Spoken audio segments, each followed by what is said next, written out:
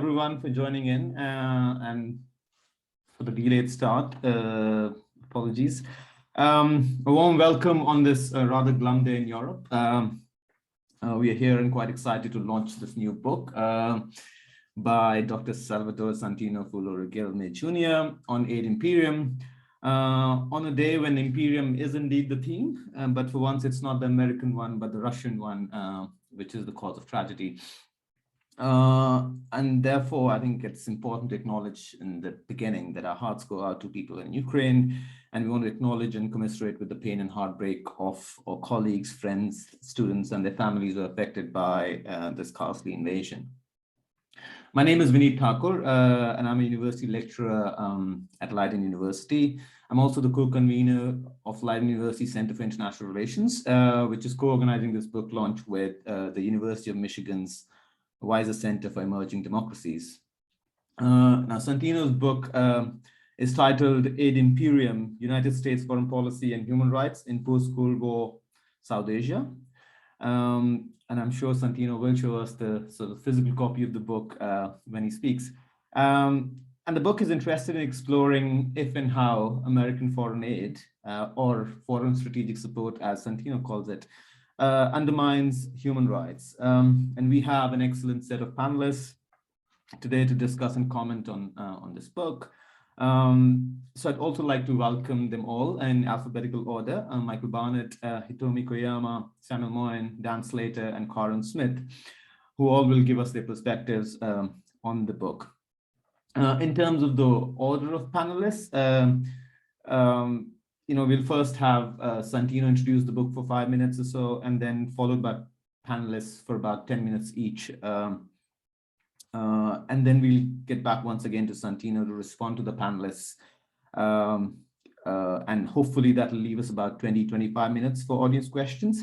I'll also we'll go, in terms of panelists, we'll go in alphabetical order. So, Michael Barnett, Hitomi, Samuel, Dan Slater, and Karen Smith. Sort of Zoom protocol, I'd ask you all to sort of mute yourself if you're not speaking. And we can use the chat function to ask questions. So you can send in your questions through the chat, or towards the end, you can ask the question yourself. All right, the main task then of a good moderator is to get out of the way as quickly as possible. But before I do that, let me quickly introduce the star of the day, Dr. Salvador Santino Regilme Jr., who, in addition to being the author of this book, is also a treasured colleague at the Institute for History in Leiden University. I have to be careful about what I say about him because he's also the chair of our board of examiners, so I don't want to let him in trouble. In addition to the book, Aid Imperium, he's co-editor of Human Rights at Risk, Global Governance, American Power, and the Future of Dignity, comes out with Rutgers University Press this year, and a co-editor of American Hegemony and the Rise of Emerging Powers, which came out with Routledge in 2017, and he's the author of several peer-reviewed pieces in journals and book chapters. He's had several fellowships in different places, including Yale, Osnabrück, and Göttingen. He holds a joint PhD in political science and North American studies from Free University Berlin, and has also worked, before coming to Leiden, worked as assistant professor in international relations at Northern Illinois University of the United States. All right, Santino, over to you then. Yeah, thanks a lot, Vineet. So many thanks for being here and for your interest. Apologies for the technical problems, but welcome to the book launch of Aid Imperium. So first of all, I'd like to speak for a few seconds for thanking everyone. So I'd like to thank the eminent panelists here for sacrificing your time or torturing yourself with the book, and the moderator for agreeing to be part of this event. I'm grateful also to Professor Dan Slater for the co-sponsor and the Weiser Center for Emerging Democracies for co-sponsoring this event, together with LUCIR, or the Leiden University Center for IR, co-convened by Dr. Thakur. So I look forward to today's discussion. So in the next 4 minutes and 30 seconds, I'll speak about perhaps some ideas or provocations coming from or inspired by the book. So Aid Imperium had a long journey, and my personal interest in state repression and its detrimental consequences to human rights started in 2006. So as a third-generation family member involved in the Philippine military, I worked as an analyst for a top military intelligence agency around 2006 to 2007. And my focus back then was on foreign intelligence on the US and Southeast Asia. This was also the time when the US-led global war on terror was at its peak. Southeast Asia was branded as the second front in the war on terror, and both Thailand and the Philippines, so the country focus in the book, are the only two U.S. Mutual Defense Treaty allies in Southeast Asia. That personal experience motivated me to deepen my understanding of the human rights consequences of America's war on terror in Southeast Asia.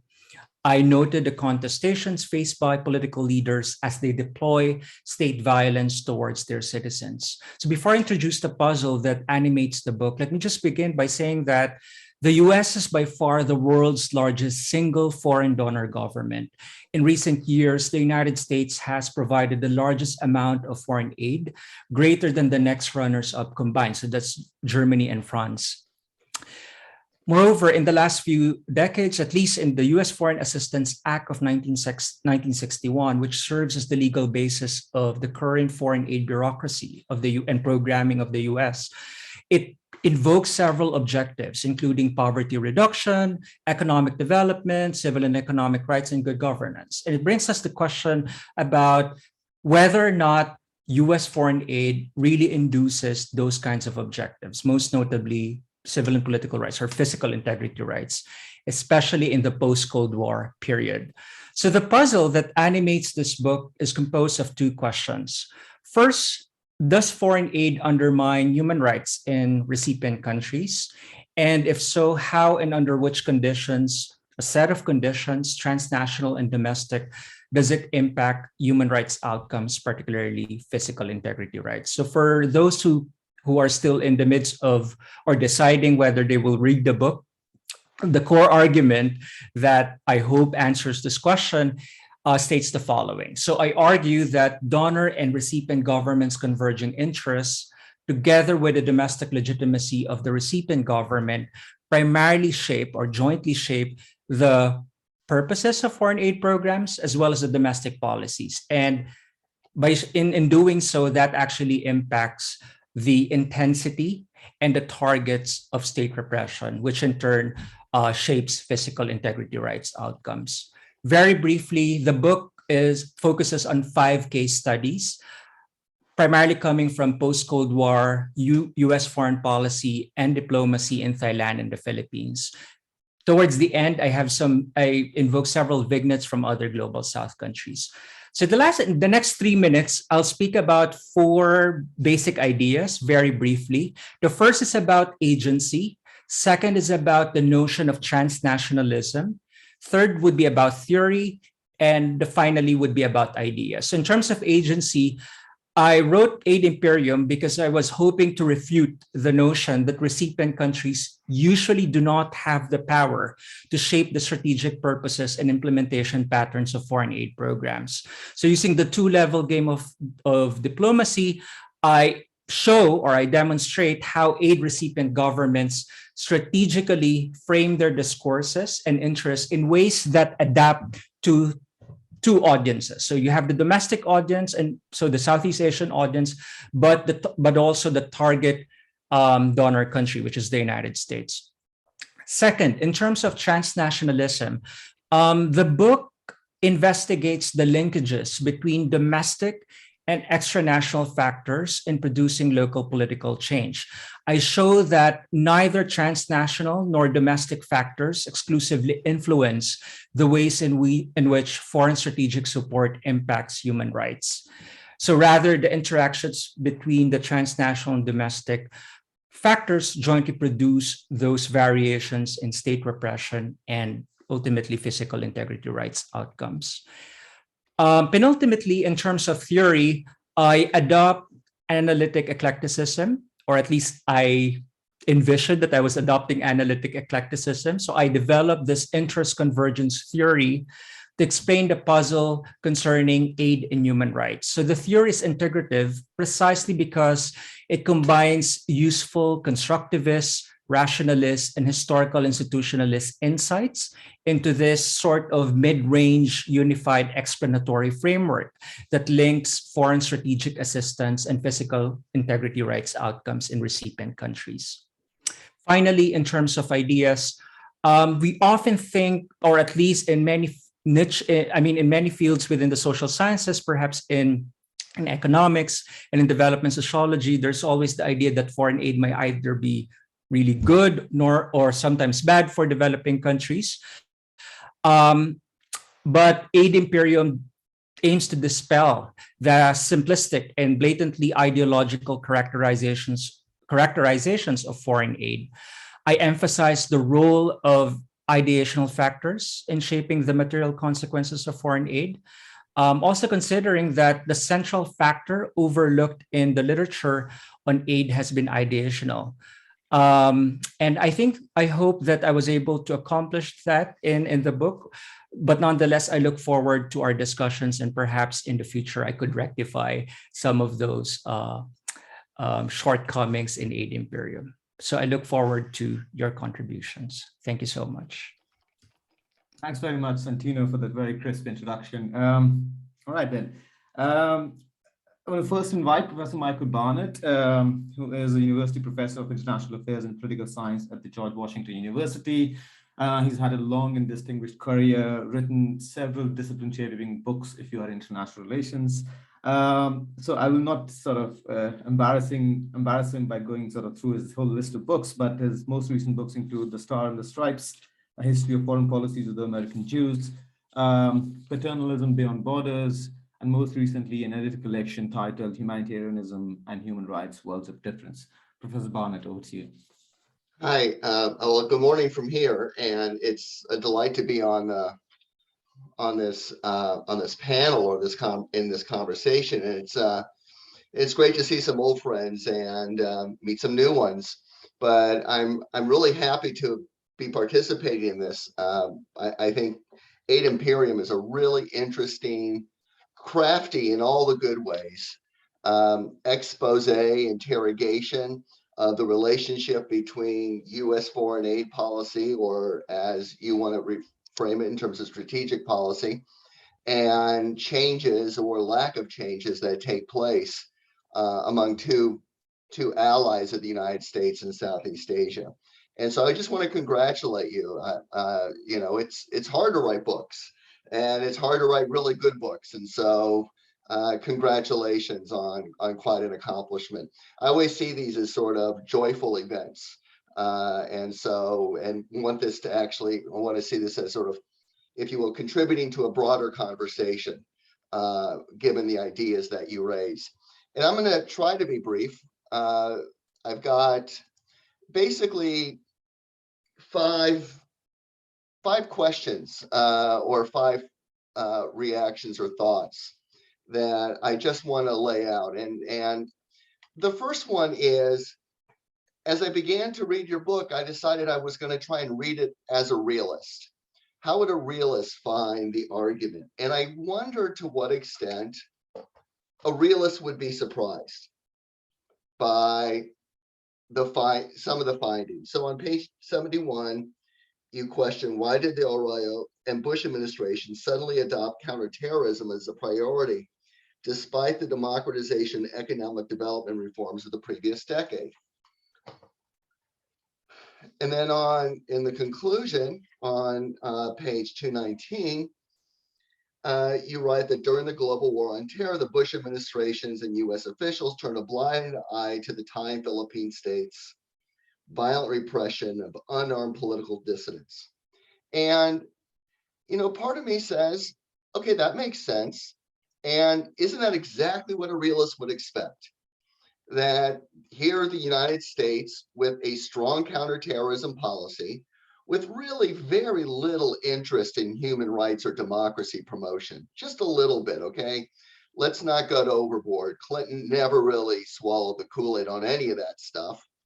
And so there's a moment during the 90s where there's a little bit of attention from the US government on human rights and democracy promotion, but essentially most of it is still about US security and US national interests. And then 9/11 happens, and you happen to have a Bush administration that really never did buy into either, sort of saving failed states or democracy promotion or human rights, and had already taken that off the agenda. And then 9/11 happens, and it's counterterrorism 724.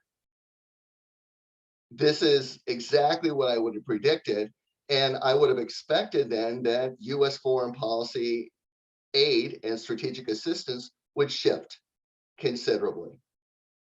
And as a consequence, I would also expect that, to quote that famous Vice President Dick Cheney, the gloves are going to come off. And we're going to let others take their gloves off too. And if there were reasons that we were horrified, we're no longer horrified, because guess what? We're doing torture as well. And so it would be difficult for the United States all of a sudden to say, well, you can't do what we're going to do. And in fact, we're looking to our allies to do the things that we couldn't do with extraordinary rendition. And so part of me just says, is this a puzzle? And I'm not, and I'm not a realist. But part of me says this is, the simplest explanation could very well be, this is about, in your convergence of interests, which I buy, there's you have the US foreign policy shifting towards counterterrorism. You have Philippines and Thailand that are now either joining up because everybody wants to demonstrate that they're on board, or they're using it as an enabling condition to now take their own gloves off and engage in a variety of policies that might have previously have been, I don't know, not punished, but sanctioned in some way. And this didn't happen just obviously in the Philippines and Thailand. This happened throughout the Middle East. This happened in other areas as well. So this is part of a bigger pattern. And so I'm just sort of wondering, is that, what's wrong with that story? What am I missing that you think I need to bring in? Because I do think there's more to the story than that simple realist formulation, but I sort of wanted to hear a little bit more about why that doesn't in itself capture so much what's going on. I just a couple other observations. One is that I was actually fascinated not by the post 9/11 period. I was sort of fascinated by the 1990s. Because you give it short shrift, but again, in my cynical mindset, where I don't think foreign aid does much of anything and has very little impact, I was surprised that you thought that US foreign aid, in terms of democracy promotion, human rights betterment, and things like that, seemed to be doing some good, seemed to be working in some way, or at least not doing harm. Which is even a bigger, a bigger success story. So in some ways, I wanted to know, and I think this plays into one of the strengths of the book, which is, as you said in your introductory remarks, you don't want to show that aid is all good or all bad. You want to show the conditions under which these things change.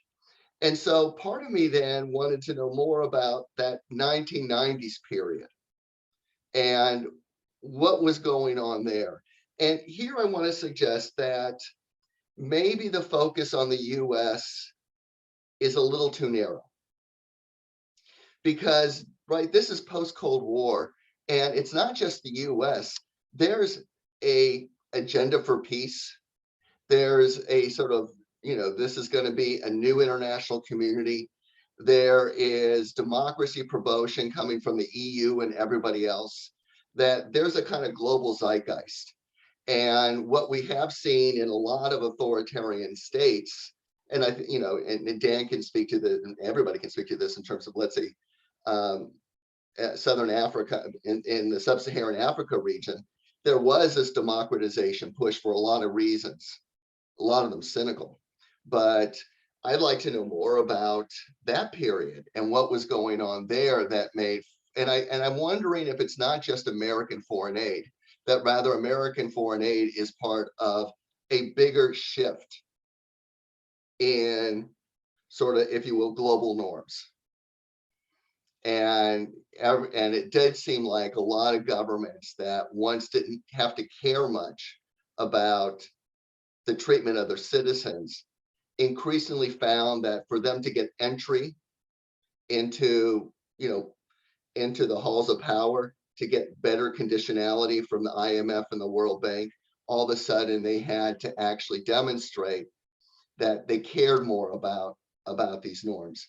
And my last point is, I think that you could join up with a really interesting conversation that's gone on about the unintended effects of aid. And I don't know if it's it's unintended from the standpoint of the donor. And I think of two possibilities. One is in my own area of research, let's say humanitarian aid. That's been a big discussion for a long time. And some of it is the extent to which humanitarian aid may prolong war. Sam, or humanitarianism, as Sam wrote in his recent book, to what extent these laws of war that are supposed to be beneficial may have these unintended effects that we need to be careful of. And the other is the kind of work that Sarah Bush did in her dissertation on democracy promotion. And, here it is a story not just of USAID and administrative officials, but it's also about NGOs, and it's about those actors that provided that network of assistance as well in terms of implementation and their relationship with those on the ground. How there was all this kind of collusion in a way that essentially allowed democracy promotion programs to unfold without actually anybody thinking they were going to bring about democracy promotion. And so I think there's a way in which your own argument could nicely join with theirs in terms of these unintended effects.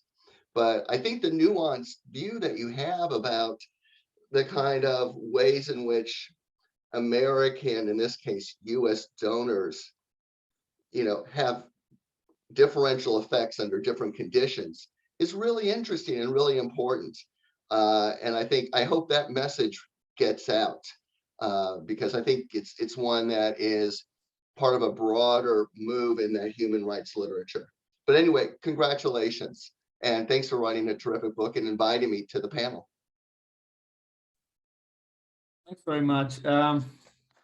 Okay, then we move to Dr. Hitomi Koyama, who is an associate professor at Ritsumeikan University in Japan. She received a PhD at the Department of Political Science in Johns Hopkins University in 2015, and subsequently was appointed as a postdoctoral research fellow at the Institute for Social Justice, Australian Catholic University. She was also a visiting research fellow at Ryukyuko University's Afro-Asian Research Center. And she spent some wonderful time here at Leiden. She was a wonderful colleague who we very much miss in our program in 2018, 2019. And she is the author of On the Persistence of the Japanese History Problem, Historicism, and the International Politics of History. Over to you, Hitomi. Thank you. So I would first like to thank Santino for inviting me to your book launch. I have learned a lot from your thoughtfully positioned and carefully constructed study on the impact of foreign aid on the human rights condition in the recipient states in the global South, more specifically in the Philippines and Thailand. The book contributes to a number of issues being debated in the discipline of international relations in the discourse on aid and development. Historically, various critics have problematized the relation between the Cold War, US hegemony, and modernization theory, and the militarization of modernization theory that manifested as economic and military aids. And even before Pax Americana and the advent of Cold War, the fact that the original name of the journal, Foreign Affairs, was a journal of race and development, reminds us that the question of the relation between order, development, and race is as old as the discipline itself. The book picks up where the period when the Cold War ends and post-war idea of order and democratization and the effect of aid and security are being questioned. On the one hand are those who depoliticize what is also a political issue in the name of science. And on the other are those who politicize a discourse and call for the dismissal of work that could be contaminated by the interests of the powerful. While I surely am dramatizing those two camps, I do this to accentuate the contribution the book, Santino's book, makes. The book persuasively navigates between the two. As he puts it, to quote, "There is a Western-centricness which portrays aid from the global North as primarily beneficial to recipient countries. It characterizes the detrimental consequences of foreign aid as a fault of poor, irresponsible, and corrupt states in the global South." And then there's the other narrative, which is a critical view which posits that any Western intervention, including foreign and human rights diplomacy initiatives, is nothing but evil, imperialistic, and detrimental to the emancipatory politics of peoples beyond the West, end quote. He persuasively demonstrates both sides to be wrong by paying attention to the agency of the receiving states and strategically localizing global security, in this case, American discourses, to suit their respective domestic interests. Rather than treating the United States, the Philippines, and Thailand as coherent ahistorical homogeneous units that act alike, he combined the quantitative approach with careful historical approach that differentiates the motive of different administration and leadership's disposition towards global security and human rights. Indeed, one of the important interventions he makes is a call for a more nuanced understanding about the agency of the weaker state and bilateral relations under Pax Americana in an age of geopolitical realignment in the Asia-Pacific. Contrary to the prevalent criticism that American hegemony and dominance is shaping Asian politics by way of security alliances, economic and military aid, his work shows that the administration of the receiving state could deploy the aid towards ends unintended by the United States. In doing so, he shows that while the influence of the United States is of obvious relevance, he cautions us to not overestimate the power of the United States.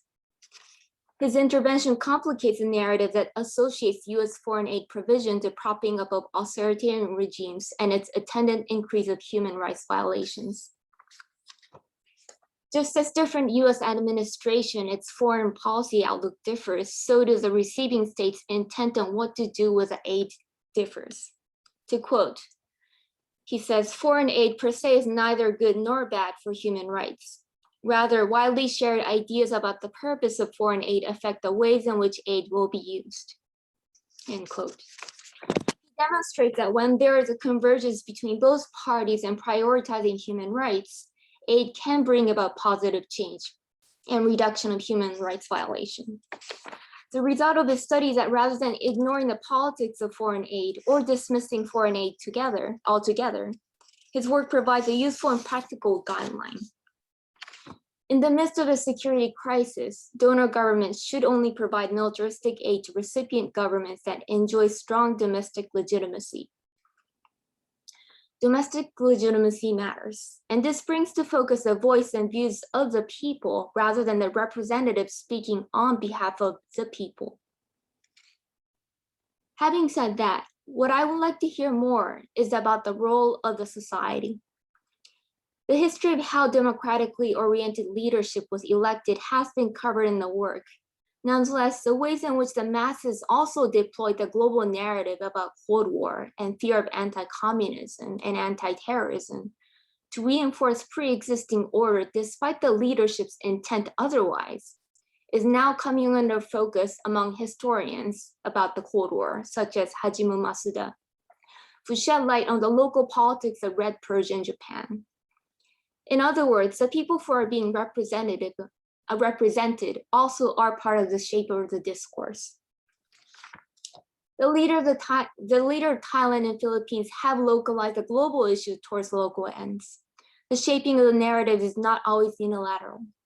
And just as how American intent cannot solely shape the agency of Thailand and the Philippines, the respective state shaping of global narrative towards local ends cannot entirely shape the worldview of the masses. In other words, when does a particular strategically localized narrative stick? Another aspect of the impact of foreign aid I would like you to address is on the ways in which the recipient states have become the complicit agent of US globalization project. That is, its focus on the promotion of liberal economic policies and the reconfiguration of state-mediated national development efforts into neoliberal states that furthers financial deregulations, trade liberalizations, and privatization.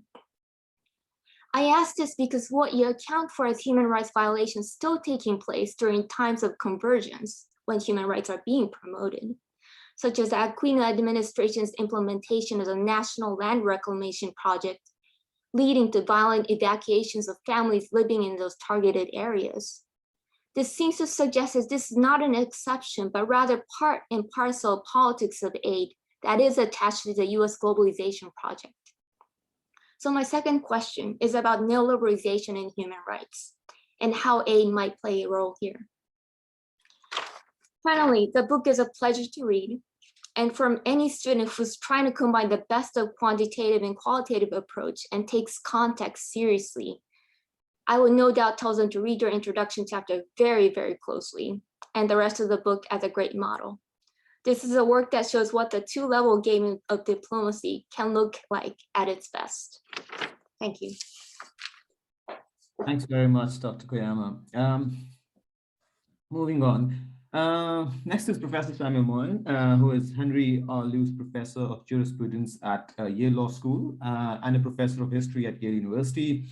He's written several books in the fields of international European intellectual history and human rights history.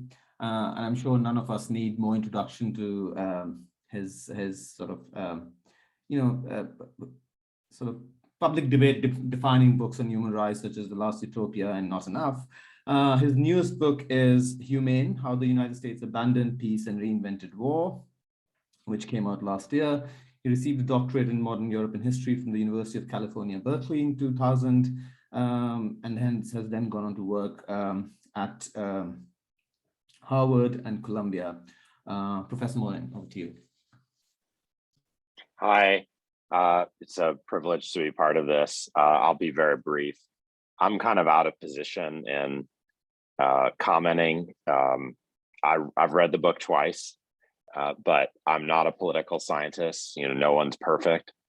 And I don't know that much about foreign aid beyond what Santino's taught me. And finally, I've really barely been to Southeast Asia and don't know enough about it. But this book is enthralling, and I'll just make a few comments and ask a couple of questions.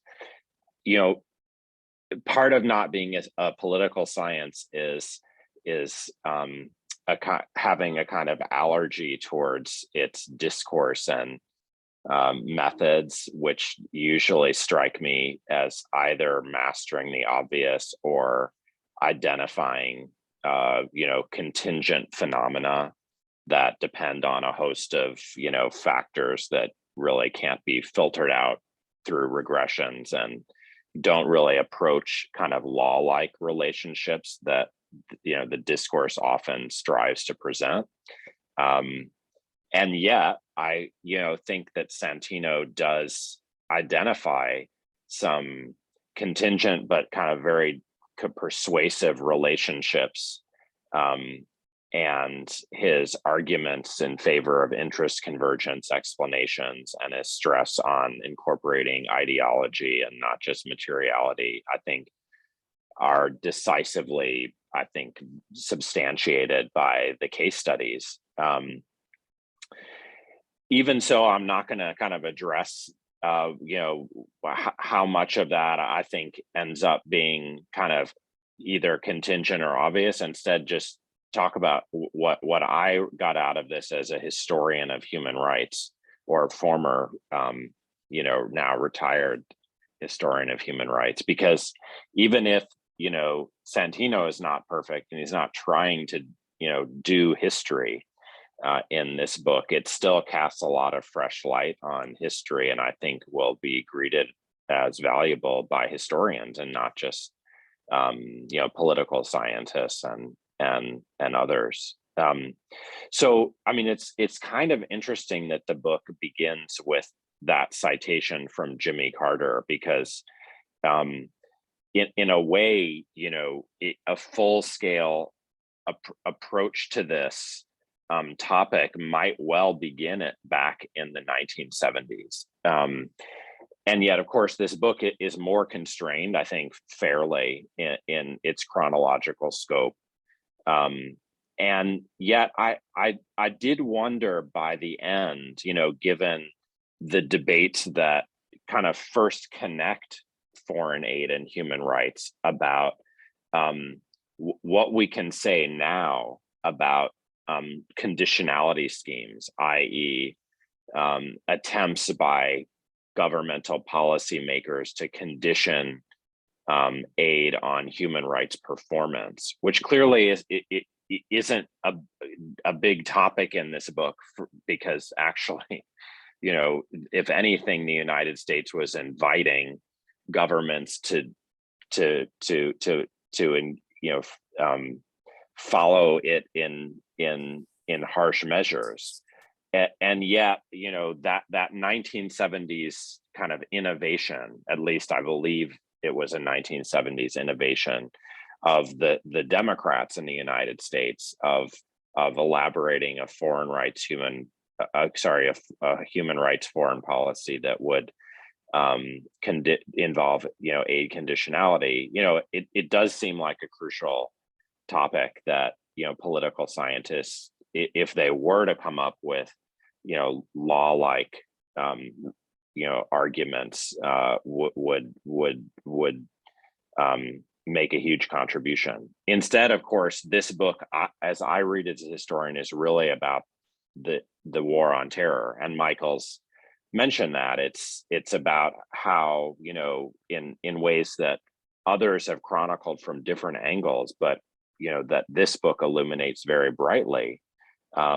There was this, let's call it, false dawn for human rights in the 1990s, which very rapidly became a dark night of counter-terrorist policy after 9/11. And what this book does so brilliantly is kind of show how foreign aid gets kind of caught up in that world historical dynamic, with the United States in the lead.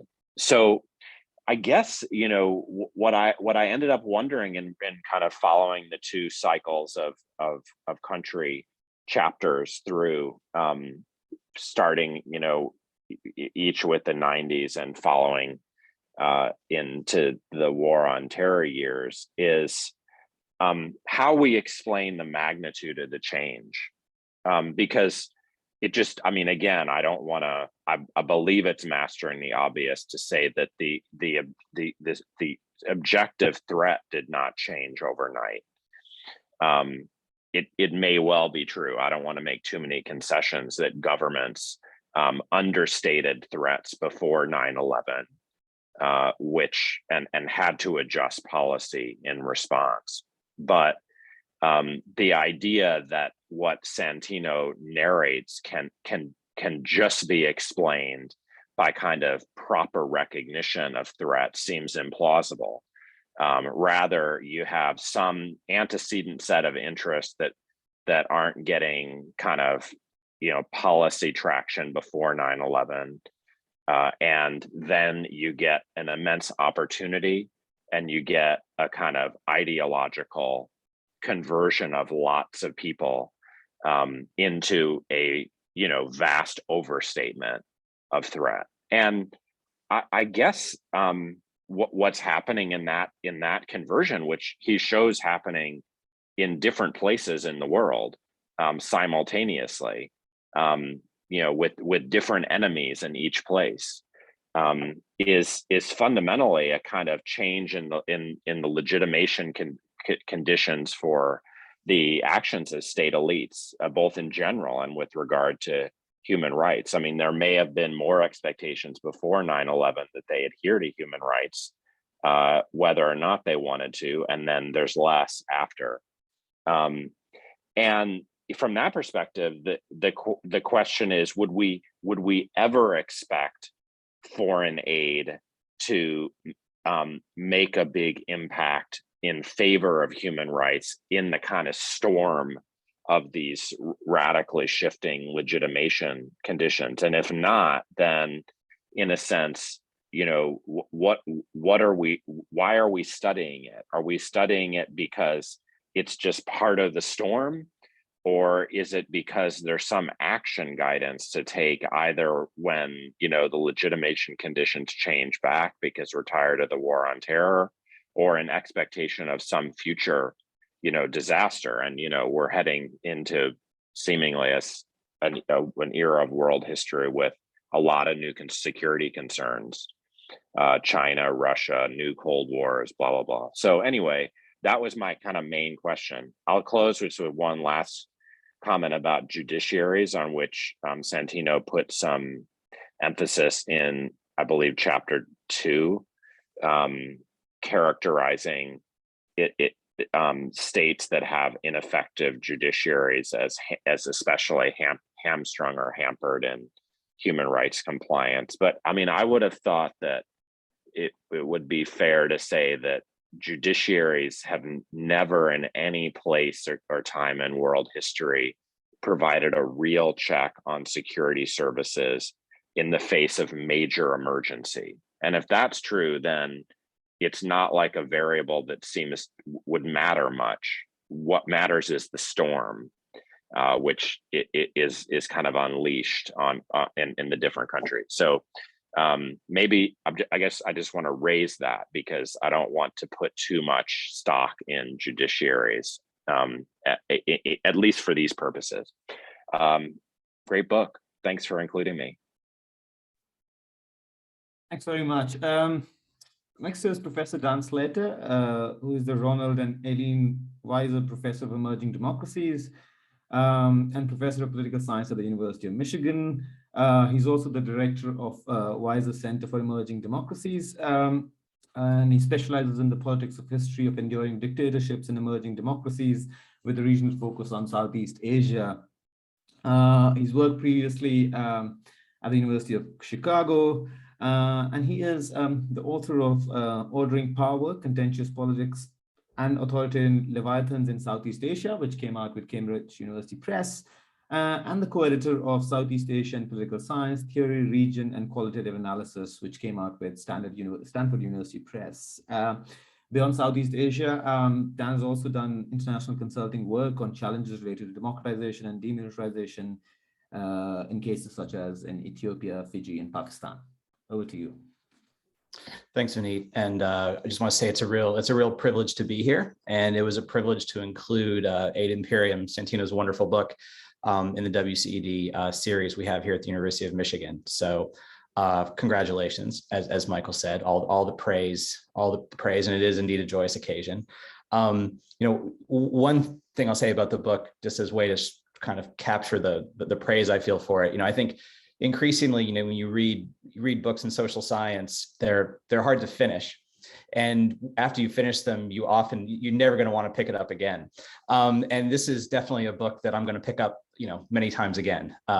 It's just so full of insight and a really, as Sam said, it's really a really great history, modern history. But just the mere fact that I intend to pick this book up again many times now that I'm done with it should tell you something. Not true of all books. So I think as a work of social science and of history, I think a lot of what I admire here is the way that you blend and balance so many important factors. So you blend and balance the international with the national.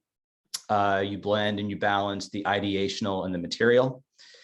You blend and you balance the specifics, Thailand, Philippines, and this real moment, this kind of moment in history, but also the general, these more general points about foreign aid and human rights. And perhaps most difficult, honestly, in this historical moment, is that you balance and you blend what you might call the pros and the cons, the ups and the downs, the highs and the lows, the steps forward and the more noticeable steps backwards in human rights protections going along with human rights. And, to Michael's point, the 90s are really the striking story here, right? I'm susceptible as a person to 90s nostalgia anyway. And then you get Russia invading Ukraine. So I'm really in a bad place right now in terms of 90s nostalgia. This book really reinforces it. But I think this it's a good question for all of us, is whether or not, what's the exception, what's the rule? Is the war on terror and what we see then, is that more the way we think of the rule in American foreign aid, or are the 90s more the rule and the war on terror is the exception? I think I know how most people here would answer that question, and maybe most people who study the topic would answer the question, but I think it's an interesting thought experiment. It's an interesting way of thinking about how we think about the world. So I want to focus mostly on your argument, which I think maybe we haven't spent as much time on. So hopefully that will be in addition to the conversation. So the way I see it, there's a lot of factors. There's a lot of ingredients in the smoothie, right? It's a great smoothie, lots of ingredients. And the three factors here, or the three dynamics that I thought really stood out for me, were what I would call policy convergence. You call it interest convergence. You could also call it ideational convergence. It's not clear this is such a rational choice kind of thing, but this kind of idea of convergence between the national and the international, the domestic legitimacy of the recipient government, and then the culture of impunity that surrounds the security services. So these, to me, are really the three big factors I want to talk more about: policy convergence, domestic legitimacy, culture of impunity. When you put them together, the way the narrative felt to me, to read it kind of as a historical social scientist, that what it suggests to me is a kind of pathway, a very painfully narrow pathway that is required to get to peaceable aid. Under what conditions will aid actually foster peace? And it seems to me it will only foster peace in any significant way when you have this high domestic legitimacy, you say, when there's a shared welfarist agenda between both the national and both the donor and the recipient governments, and where a culture of accountability exists around the security services. And to Sam's point, how vanishingly rare is that, right? So to me, I kind of feel like there was this funnel, right? And that's kind of the way the book felt to me, was the way it sort of set that up. So it's very, very difficult for foreign aid. And this kind of speaks to Michael's point, when does foreign aid make a good difference? It's hard in part for reasons that you say. It's hard, it's rare that all these three things would be in place. So let me say a little bit about each of the three variables, factors, forces, however you want to think about them, because I think slightly differently about each of them. And I think it's worth just sort of, and I think often the books we write, it's the factors, the forces that we highlight that linger, that people keep talking about, keep thinking about. So I think it's worth digging into those a little bit for sort of a few minutes each. So first of all, on this question of what you call interest convergence, or what you might call policy convergence, I wasn't entirely persuaded that the big story here, or the variation, was in convergence, as opposed to just the content of the policies, the content of the ideas, the content around which convergence happens. And whether you go from, again, the zeitgeist, as Michael put it, of the 90s to the zeitgeist post-war on terror. Because in each of your cases, it seems to me, there is convergence. Convergence doesn't lead to, you don't have convergence and divergence, it's just convergence. And so it really reminded me of something I really struggled with when I wrote Ordering Power, which was I had to sort of figure out whether to treat international elites, so basically American foreign policymakers in Southeast Asia, should I treat them as a separate category of elite, or were they basically did they just fit under the category of state elites? And the decision I made, which was probably wrong, was just to say they're just state elites, because I just never found divergence. Under conditions of threat, under conditions of mass mobilization, whether it was communist or communalist, basically the US or Britain in some cases, they basically always were on the same page as these local conservative elites, these counter-revolutionary forces. And so I think in a way, foreign aid almost intrinsically, almost definitionally, is a kind of convergence. And then what varies is not convergence, divergence, but what varies is the content of that convergence, right? So what are those ideas? And you're exactly right. This is not just about interest, it's about the way these things are defined, okay? So that's the way I would think about the first kind of factor. On legitimacy, legitimacy is, of course, just such a slippery, such a difficult concept to deal with. And I was sort of wondering whether you think of it more in terms of just popularity, or perhaps more about the security of incumbency that a government enjoys. Because I was a little surprised when you argued that Aquino in the Philippines had a high legitimacy, whereas Thaksin in Thailand had low legitimacy. I think it really depends on how you define it. To me, I mean, Thaksin certainly had a kind of popular appeal that certainly far, I think, exceeded that of, say, Chuan Lik Pai before in the 90s. So the idea that in Thailand over time, you go from high legitimacy to low legitimacy when you've got a much more popular government, a lot more popular appeal, is sort of questionable. So I kind of think my sense here is that's really the security of the incumbency that's doing the work, right? It's really whether or not the government power feels that it is, that its hold on power is secure is probably what you're really picking up here when you talk about legitimacy. And last, but definitely not least, the culture of impunity. So you consistently use this language of there's residual abuse that happens because of the culture of impunity. And it's a little bit of an unfortunate phrase because it's residual in the sense that it's residual to your argument, right? Your argument is not about the culture of impunity, but it is not the residual argument in the actual world, right? It's the central argument. It's the big story. So as you had this nice phrase in the beginning where you say, well, instead of just looking at correlations in, testing naive hypotheses, we look for the big story.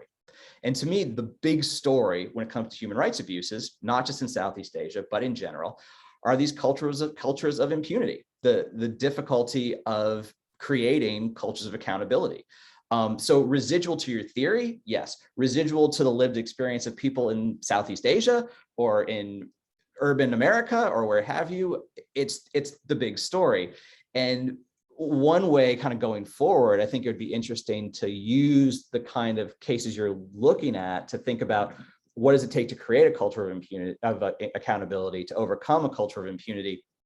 If you just look at your figure 1.1, which basically captures the fact that globally, quantitatively, that the clustering, that American foreign aid has tended to go to these countries that have sort of hybrid regimes, often unstable regimes that are neither what we think of as consolidated democracies, nor are they like the kind of deepest autocracies, right? I imagine with Egypt, those numbers might change a little bit in the past decade, right? But it would be really interesting, I think, to look at all of those cases that are threes and basically say, what's the trajectory that those cases follow after they receive the treatment, if you will, of American foreign aid? Does American foreign aid lead to improvements or declines in human rights protections? And in particular, what does it do to this culture of impunity? Is it possible that a kind of coalitions of forces, internal, external, can converge on the idea of creating a culture of accountability? And do we have any examples where that happens? Or is it just the case that pouring the money in is just going to reinforce consistently the cultures of impunity that exist and have developed over time in countries like Thailand, countries like the Philippines in particular, Indonesia? I think here's another really, really good example of this. So that would be one sort of step forward. But I think your book just gives us so much to think with, so much to think about. It's a real triumph. And congratulations and thanks again for including me both as as editor for the including the series and letting me be part of this roundtable with these fabulous other panelists. So thanks, Santino. Thanks very much, Dan. Well, we've had sort of panelists who read the book closely, those who read it twice, those who want to read it several times. But Karen, I think, brings in a different perspective because in addition to reading the book, she's also probably heard Santino yap about it a lot because she shares office with him. So next up is Dr. Karen Smith, who teaches international relations at the Institute for History. She's sort of, until recently, was the special advisor on the responsibility to protect to the United Nations Secretary General. She's taught at the University of Stellenbosch and the University of Cape Town, where she is an honorary research associate, and she was until 2017 associate professor at the University of Cape Town. She's also a visiting professor at Sciences Po and serves on editorial boards of several journals, including Review of International Studies, Foreign Policy Analysis, and Rising Powers Quarterly. Her current research focuses on non-Western contributions to international relations theory. Karen, over to you. Thanks very much, Vineet. I did say at the beginning of this that I dreaded being the last person, because then everybody's already said what I wanted to say. So apologies for any repetitions. I'll try to be short because I really wanted to hear what Santino has to say as well. But yeah, I just want to start again by congratulating you, Santino, on I think what's really a timely assessment of the impact of US foreign aid, especially in light of USAID's 60th birthday last year. And you already know my views on methodology, so I'll reserve comment on that. For me, perhaps the most important contribution of your book is challenging the common sense assumptions based on an often unquestioning acceptance of liberal internationalist views that remain widespread, particularly in the practice of IR. And so the broader liberal peace building project is one, but this book's focus is, of course, on the assumption that aid is a form of benevolent interventionism that will always have positive outcomes. And in academia, as we've heard from others, the position has been more diverse, but in essence, it really is that either aid is good or it's bad, so a very simple binary. And both of these positions, problematically, as has already been pointed out as well, tend to assume that recipient states have no agency in influencing the objectives or implementation of foreign aid.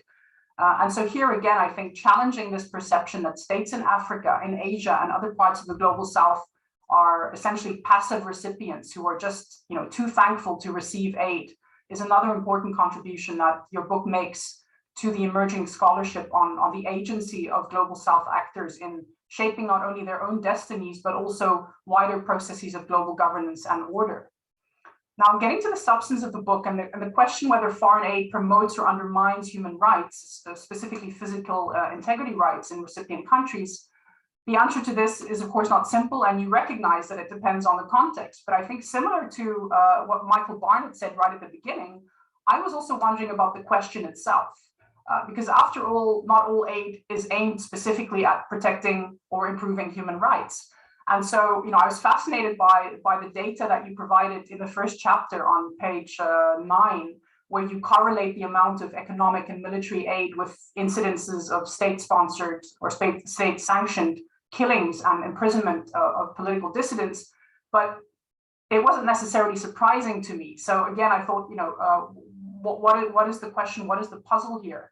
And so I think depending on the nature and the objective of aid, so whether it's trade expansion or democratization or counterterrorism, human rights is certainly not always a priority. And so my question to you is, should we assume that the US's stated commitment to promoting human rights through its foreign aid or its foreign policy more broadly, is that what you're measuring the outcome against? So should we just assume that that is something that we should take as meaningful and as important?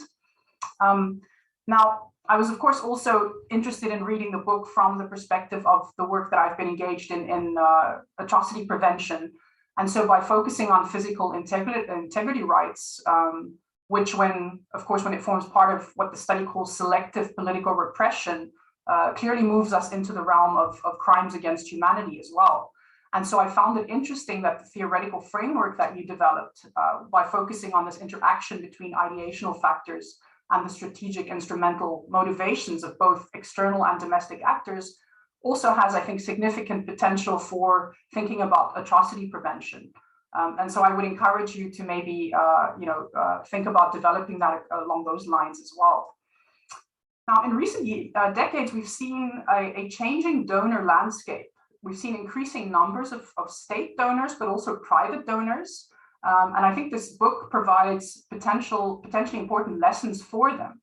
But linked to this, I was wondering about the implications of so-called emerging donors like China, who claim to have no conditionalities attached to their aid, and certainly not human rights related conditionalities. So I was wondering if you could say anything about what you think the implications of this are for the future of US aid.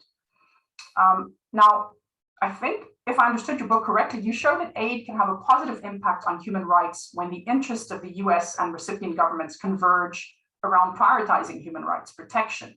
And now we also know that that perhaps doesn't happen as often as we would like it to happen. So if we take these findings seriously, then perhaps this does not bode well for those arguing for an increase in development assistance, and could in fact underline the views of those who, like famously Senator Jesse Helms, feel that the US should stop, and I quote, pouring taxpayers' money down foreign rat holes, right?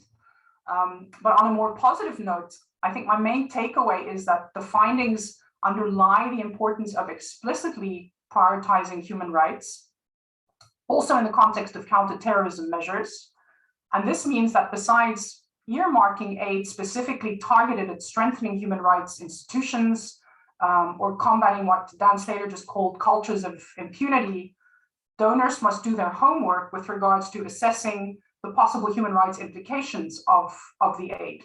And specifically, they should consider the potential increased risk for serious human rights violations, and I might add atrocity crimes, which could include, of course, consolidating power.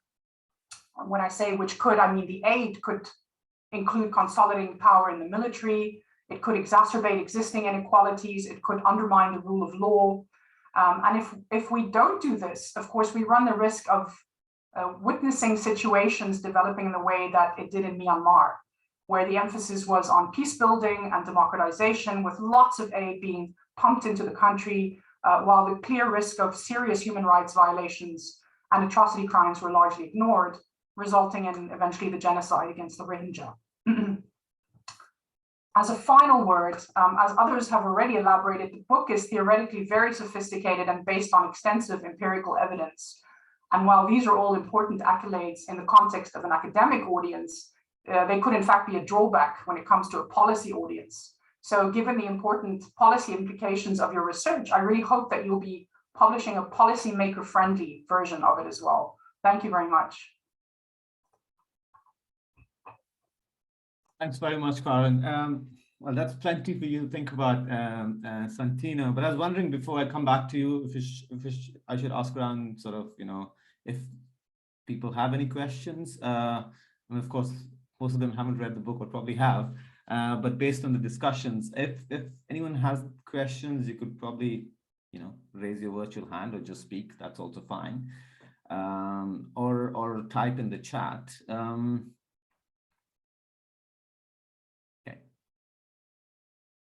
No? Okay, Santino, why don't we then start with you, and then let people sort of take a breather, think about the questions, and Okay, David has a question, I think, first. So yeah.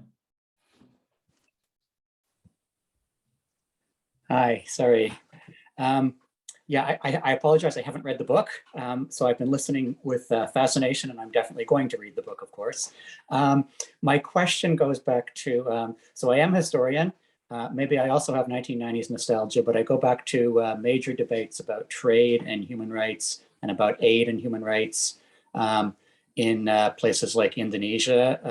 So I do research, for instance, on Canadian foreign aid and on Indonesian and Timorese history. And there were big debates about conditioning aid after the Santa Cruz massacre in East Timor to Indonesia. And the Netherlands played a leading role in that. Canada played a role in that. The other donors largely said, we're not going to do any linkage, right? So there's some similar debates, perhaps, about linkages of aid and human rights. I don't have a sense that much has changed. I do have a sense that perhaps there's even less willingness to link aid and human rights concerns in Indonesia and related countries these days. There has been, and perhaps there was some conditionality in the old intergovernmental group on human rights, but less so in the new consultative group, intergovernmental group on Indonesia, and less so in the consultative group on Indonesia, which the Indonesian government insisted be formed specifically to assert its own agency afterwards. So I'm wondering if the 1990s and Indonesia and those debates play into any of what you've been writing about. So apologies for the vague question, but that's where I'm hoping to hear something. So thanks so much. I'm really looking forward to reading it. Hey, Santino, the screen is yours. Yeah, many thanks to all the panelists for the contributions, for the time, and for the insights. So before, when the book came out, I was already swearing to myself that I'm not going to write anything about foreign aid, except the last one was about Trump's foreign aid, because I felt that I have to write something about Trump's foreign aid, or the lack thereof, foreign aid strategy. But I think with all these reactions and insights, I think I'll have to revisit this. Probably 10 years, I could write something that might be unintended, but something that's really coming out from this discussion. But I'd like to highlight, first address David's question. I'm not an Indonesia specialist, but I think the story that I'd like to tell in Aid Imperium is quite similar to some other countries that I also initially studied, at least in article version form. So for example, Colombia. I was also interested to look at Pakistan and how the theory could fare. I wonder if Indonesia might be a candidate at a certain time period, but I think Dan Slater would be the best person to address the Indonesia, or say something about the Indonesia case. 4 ideas, just very briefly, about the US discourse of human rights. I felt that the puzzle was puzzling to me to the extent that there's really a lot of expectation. When I speak with, for example, civil society actors in the region, or at least in the Global South, they use these global scripts of human rights in order to actually put their leaders into a sense of accountability. So I think I'm similar to I have a similar argument to Sally Engel-Mary's idea that, human rights are global scripts that these various coalitions of domestic actors can use for their own purposes. So for me, the idea that foreign aid is being legitimized through the lens of human rights may not be totally the intention of the United States, because there's a lot of other militaristic interests that have to be taken into account, but might be very useful for the domestic actors. And it was, in fact, the case for those cases. So I think I'll stick to that argument to the extent that I've seen this, talking to the people and really examining how these global scripts are very important, even for political leaders. I mean, elected leaders such as Aquino, for example, in the Philippines, use this human rights, re-emerging human rights discourse under the Obama administration to put the Philippine military into a sense of accountability. Secondly, the culture of impunity. I mean, Professor Samuel Moyn mentioned this, but I do, and of course, Professor Slater mentioned this too. I felt that the culture of impunity is a very important. So I tend to disagree that the judiciary might not be an important element of the story, especially now with the Duterte regime. And now Thailand is in a different trajectory. But what I felt was that a lot of civil society actors put a lot of optimism on the judicial institutions. But of course, I felt that the judicial institutions have to actually, these are long-term investments, not only in the part of the state, but also from the society. Third, I think Professor Koyama mentioned about this neoliberal paradigm of development. And it is a very important point, which I actually neglected in the book. And it was only in the conclusion that in fact, I actually tried to challenge the world order that is based on foreign aid, or asymmetries of power. And so the neoliberal paradigm, the Washington Consensus, this is something that I deliberately, I think it was really on a higher level of abstraction that I'm not willing to take at the time that I started with the book, and that I was fully committed to write the entire story. But the neoliberal paradigm of development, why we are giving foreign aid, ultimately are questions, first order questions at the higher level of abstraction that the book was not really committed to answer or to deal with. But I think this is something that I'll think about and perhaps have mentioned in other pieces of work that I did before. Finally, it's very interesting that the 1990s as the nostalgic period for me. I mean, when I was writing the book, I was really focused on the war and terror period, and apparently that became quite obvious to the reader. And yeah, I totally agree that the 1990s was a crucial period, and I think I'll absorb all these insights and see how I can make myself productive and see how I can make sense of it. But thanks a lot for these contributions. Thanks, Santino. I don't know if any of the panelists want to come back to anything that Santino has said, but Dan, if you want to say something about Indonesia, because yeah. Sure, I'm in the Q&A here. I guess I think it reveals something interesting, actually. I do think that with the East Timor case, and David knows the East Timor situation better than I do per se, but I do think there was an unusual emphasis on conditionality in that historical moment in the kind of late Suharto period, in which, and there was really this discourse in which, and there were these debates about, will foreign aid, like, will it actually help tame the Indonesian military, or will it embolden the Indonesian military? Like, is the Indonesian military going to be more or less abusive if we're training them and if we are funding them than otherwise? And this was really kind of debated. But I think part of what's going on is you have this confluence of the fact that on the one, the 90s are a bit different. So there's just more, there's more of the kind of air of democratic human rights conditionality than in other times in US history. And the fact that Indonesia is strategically peripheral to the United States, or at least was before 9/11, compared to, say, an Egypt or a Pakistan, right? So I think the fact that you could just have Indonesia is not, geopolitically pivotal in the same kind of way as in Egypt or Pakistan, I would say. And so that says something about the predominance of security interests in US foreign policy, to be sure, and something about the moment in which there was some relaxing of those kind of concerns in this sort of highly unipolar moment. Thanks, Dan. Are there any final questions?